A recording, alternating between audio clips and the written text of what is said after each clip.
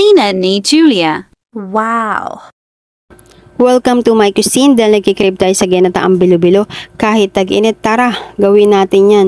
Dinown ko na po pala yung mga ingredients na pwede nyo rin gayahin kung sakaling maisipan nyo magluto or mag-start ng small business using this simple recipe. Andiyan na rin yung instructions and cooking tips. But for today's video, ang ginamit ko lang ingredients ay glutinous rice na kinulayan ko ng purple para kahit papano may kulay ang ating bilo-bilo, saging saba, asukal, pandan leaves, sweet potato, optional kung meron kayong langka dahil yun din na magbibigay sarap at aroma sa ating ginataan. At syempre, hindi mawawala ang ating favorite na sago. Ayan, mix all together nyo lang naman yan, pero lagi nyo unahin lutuin yung sweet potato kasi yun yung matagal maluto.